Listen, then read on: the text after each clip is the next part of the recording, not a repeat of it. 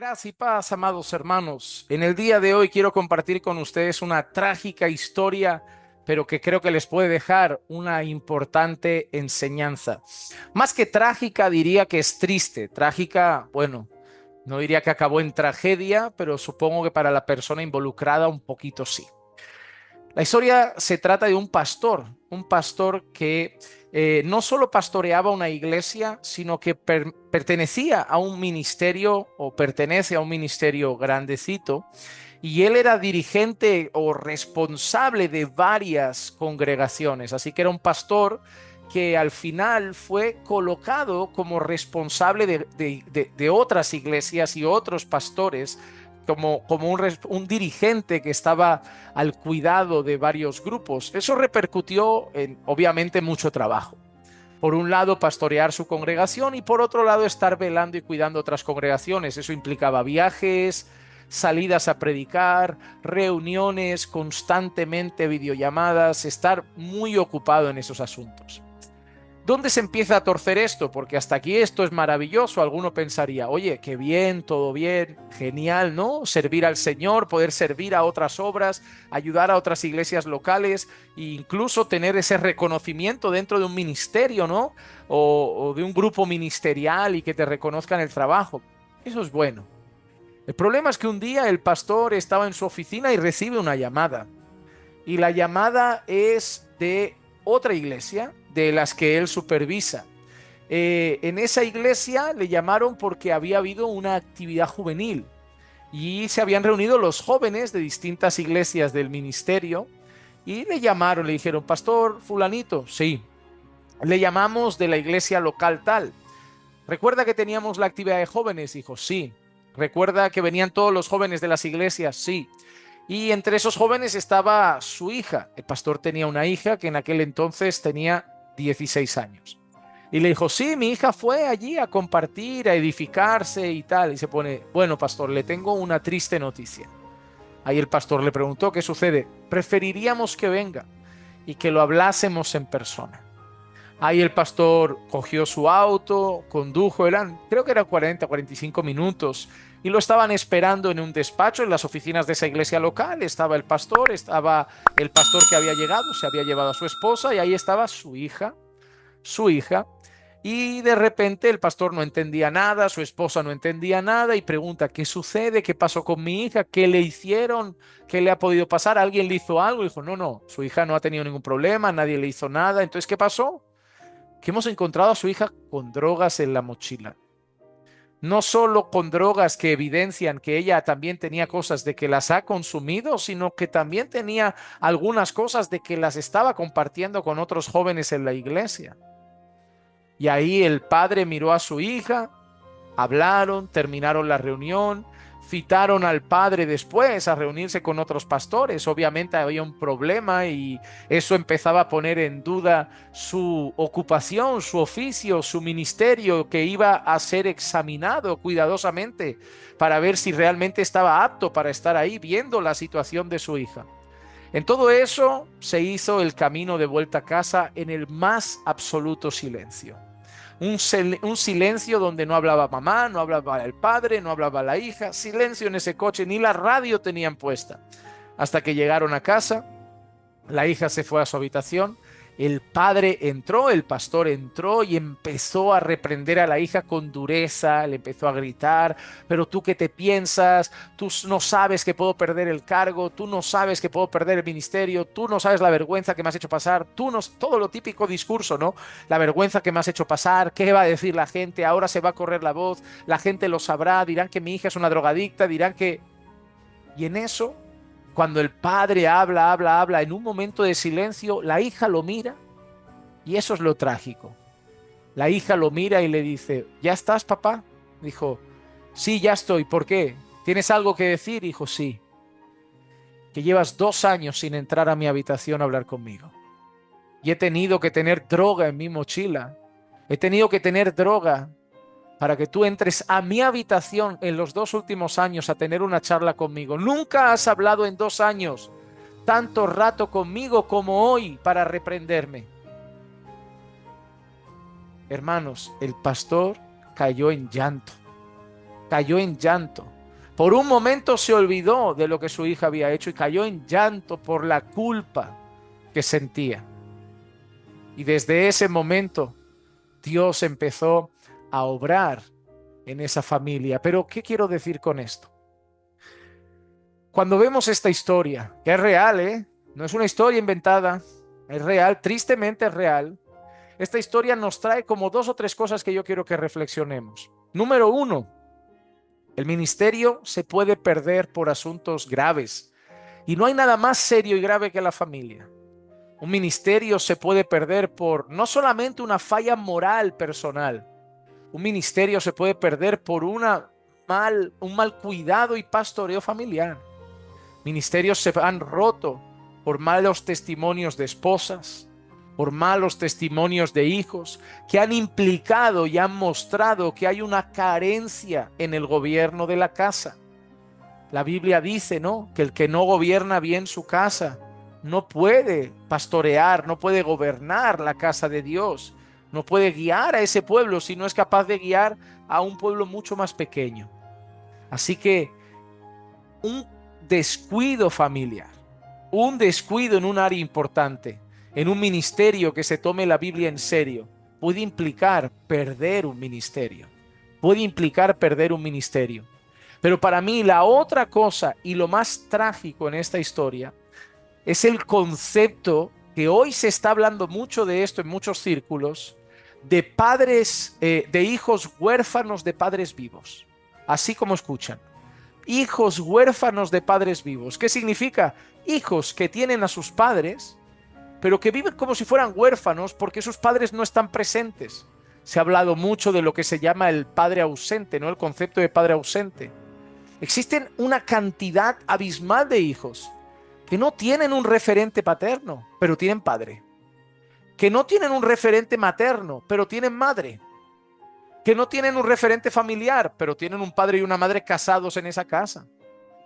No tienen guía, no tienen cuidado, no les enseñan las escrituras, no cuidan sus corazones, no atienden sus necesidades más importantes. Sí, trabajan, pagan facturas, niño al cole, toma ropa, toma bambas o tenis o no sé cómo le llaman ustedes, las deportivas, toma iPad, toma teléfono, toma computador, ordenador, toma videoconsola, toma dinero, vete al cine, toma dinero para hamburguesa, toma dinero para ir con tus amigos, pero no hay un cuidado del corazón, no hay un cuidado espiritual, no hay una guía, un consejo, una amistad en el sentido relacional, no hay una cercanía, no hay una proximidad, no hay una confianza. Hay padres que desconocen quiénes son los amigos de los hijos y padres que se llevan esas sorpresas. ¿Cómo mi hijo? ¿Cómo pudo ser? Ni hablan con ellos, ni saben dónde se meten, ni lo que miran en internet, ni las conversaciones que tienen por el teléfono, ni las cosas que miran en las redes, ni qué vídeos ven en YouTube, ni qué cosas andas asistiendo por las plataformas, ni qué vídeos suben y ven a TikTok, ni con quién hablan, ni con quién quedan, ni quiénes se relacionan con ellos en la escuela, ni qué música escuchan, ni qué series ven. Hay un descuido completo. Son niños abandonados al amparo del mundo, de las agendas, de las ideologías, de los pandilleros y de quien quiera tomar a esos hijos, moldearlos y hacer con ellos lo que quiera. Y luego los padres lloran y encima riñen a los hijos. ¿Cómo puede ser? ¿Cómo puede ser? Me has abandonado, me ha criado el mundo, me ha criado el del cártel de la droga de ahí, me ha criado el traficante de allí. Tú no hacías nada. Tú no me cuidaste, tú no estabas por mí. Ojo, no justifico, ¿eh? No justifico una mala acción, no justifico un pecado, no justifico una rebeldía, no justifico eso. No justifico las drogas de la niña, tiene que ser corregido, tiene que ser disciplinado. Pero tampoco evado la responsabilidad de los padres. Que últimamente hay mucho padre omiso, padre ausente, padre distante, hijos huérfanos de padres vivos. Y deben tener mucho cuidado porque eso les puede pasar a ustedes. Eso le pasó al pastor. Eso le puede pasar a usted con su trabajo, con su empresa, con su negocio, que vive todo el día afuera. Ah, hay que trabajar. Óyeme, pero los hijos no son más importantes. Van a estar unos años bajo tu techo, van a estar unos años en tu casa. Tienen que ser cuidados, tienen que ser atendidos, tienen que ser protegidos, tienen que ser defendidos, tienen que ser guiados, instruidos, moldeados. Tienen que enseñarles valores, principios, investigar su corazón, entender sus inquietudes, ver cuáles son sus tentaciones, ver dónde caen en pecado, corregir lo necesario, con amor, con disciplina, firmeza, severidad donde sea también necesario, pero también amor, ternura, cariño, cercanía, atención.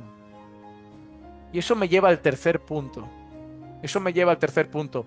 Pon en orden tu casa. Eso le dijo el Señor una vez a un hombre. Pon en orden tu casa. Pero yo les digo algo más, pon en orden tus prioridades, porque no vas a poder poner en orden tu casa si no pones en orden primero tus prioridades.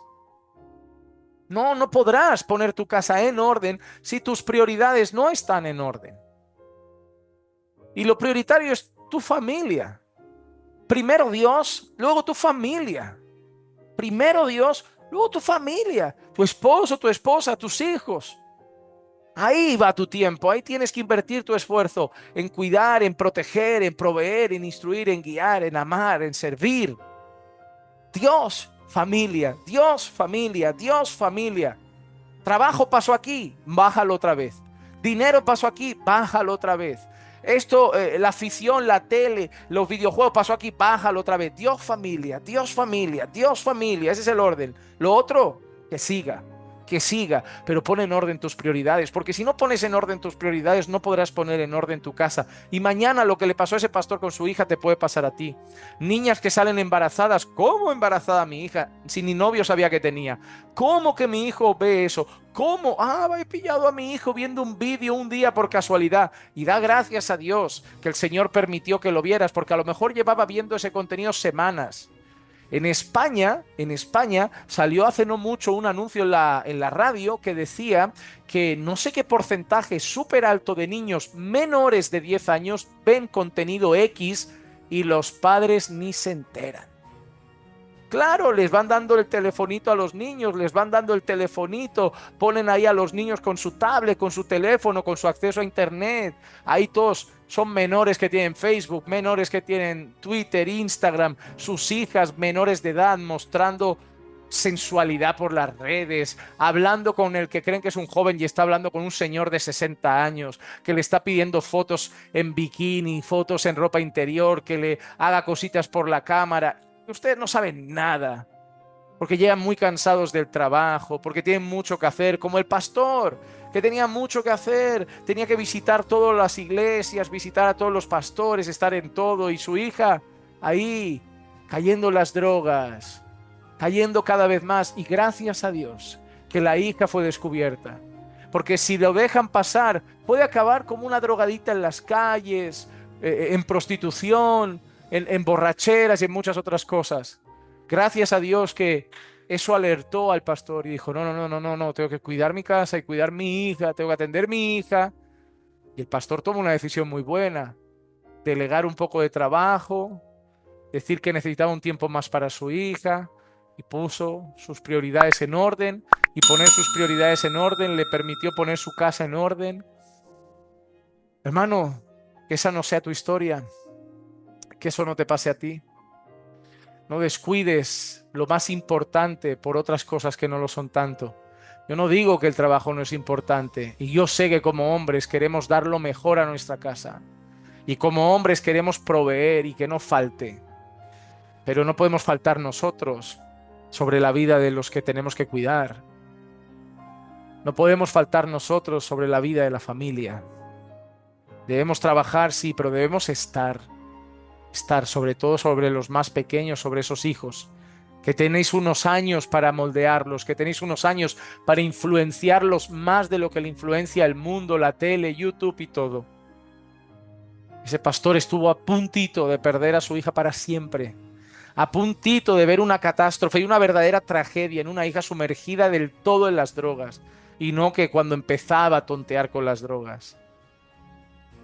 Pero para otros puede ser tarde, así que esta historia te sirva. Y si crees que esta historia puede ser útil para alguien, si crees que esta historia puede incluso hacer que alguien hoy abra los ojos y diga, voy a cuidar a mis hijos, voy a cuidar mi casa, compártela. Deja un me gusta, compártela y comenta. ¿Crees que hay muchos hijos huérfanos de padres vivos en nuestros tiempos? Comenta, ¿qué piensas tú sobre eso? Sobre el concepto del padre ausente. ¿Crees que es un fenómeno muy común? Dinos desde qué país ves este vídeo y cómo está esa situación en tu país. Nosotros lo vemos en Europa. pero quizá en tu país dice, no, en nuestros países el padre está súper presente y atento sobre la vida de los hijos. Comenta el país desde donde ves este vídeo y cómo está esa situación de los padres ausentes en tu país. Espero que te edifique y lo puedas compartir con muchas personas. Que la gracia y la paz de nuestro Señor Jesucristo sea con todos ustedes siempre. Y recuerden que los amamos en el Señor.